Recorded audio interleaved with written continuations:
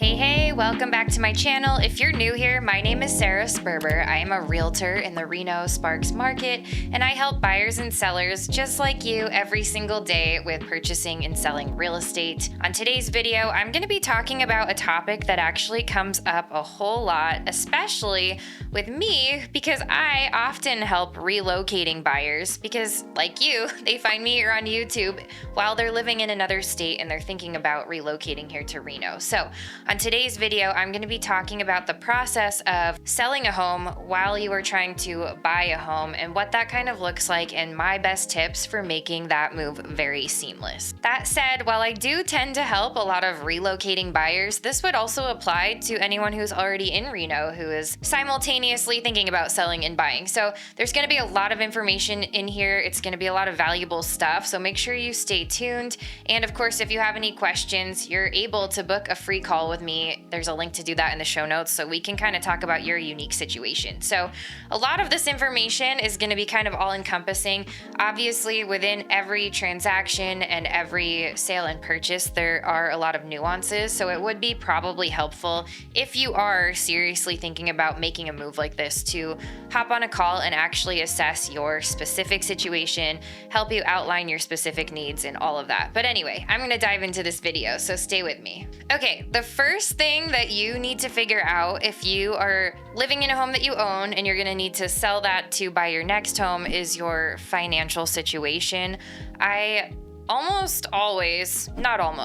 always encourage people in this scenario to connect with a lender just because I'm a realtor. I'm able to help you with the shopping, the negotiations, your contingencies, your inspections, all of that, actually facilitating your move in some cases. But as far as talking through numbers and what you're going to net, what you're going to need to purchase, what the rate's going to be, all of that, if there's any gap between your net proceeds from your sale and what you're going to need to purchase your new home, you really do need to connect with a lender because they're going to be able to go over all of that with you and help you put a plan in place for your financials.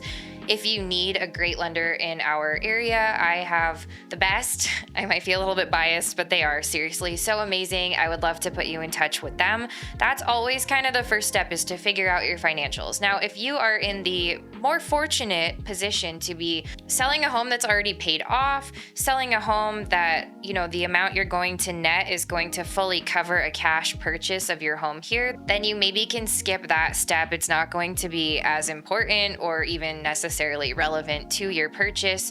So just keep that in mind. The next thing you're going to want to do is make sure that you have the right real estate agent, not only here where you're purchasing, and I am seriously hoping that that's me, but also the right agent to help you list your home wherever you are at, because the two things really need to happen seamlessly. The next thing we need to talk about is your timeline, and this can be a little bit tricky. It really depends on days on market, what that metric is looking like in your price range for the home you're selling and also the home you're buying, because depending on how long things are sitting in the market over there, we're going to want to time that with your purchase here. Within that, we want to make sure that all your contingencies are aligned, make sure that your financing is going to line up. But one strategy that I've used that works very well is we'll have them do all the pre-listing things. So we'll have photos done, we'll have the house cleaned up, ready. Any pre-listing repairs that are recommended, depending on the situation, you may or may not have to make these repairs.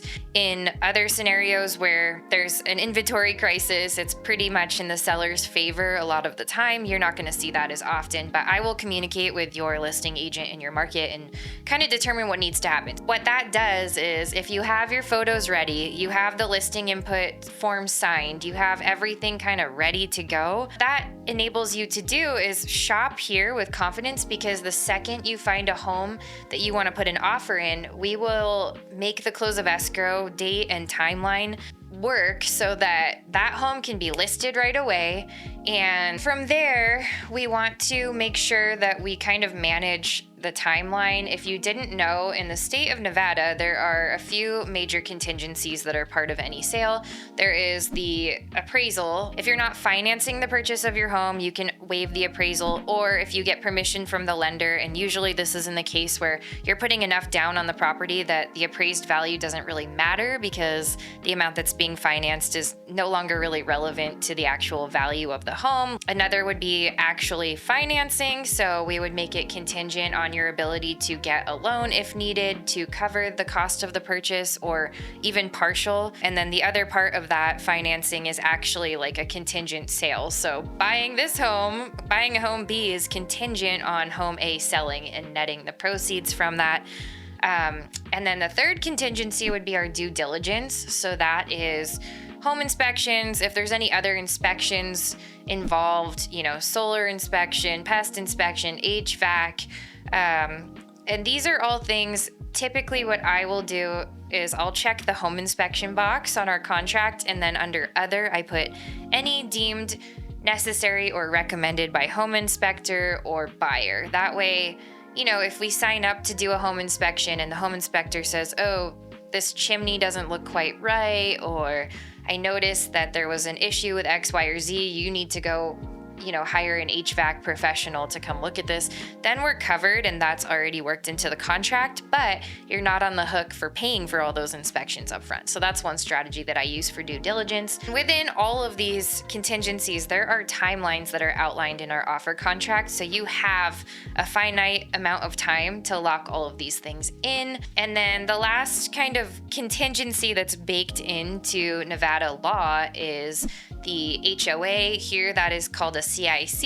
It's Common Interest Community. So the way it works in our state is when you are purchasing a home that's within a common interest community, the seller has 5 days from accepted offer to order the resale packet. They don't actually have to do this up front, which is super annoying, but they have to order this resale package.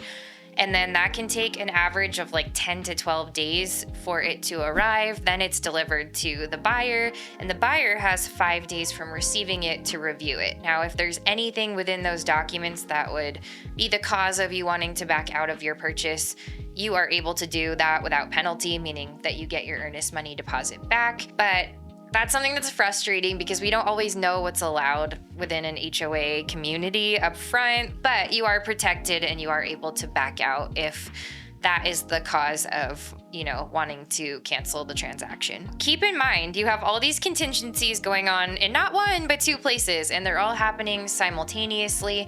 So basically, in the Nevada purchase contract, when you have a contingent sale, meaning purchasing the home you're offering on is contingent on selling the home elsewhere, we are going to have to define lots of things. You're going to have to put in dates and like the whole timeline, of when that's going to be listed, when the closing's going to happen, how many days from each event. We're going to have to describe in the contract how many days after each of those things happening, we're going to have to give notice to the seller on this side. I know this is confusing because in both of these, there's a buyer and a seller. So we're really talking about 4 parties having to align.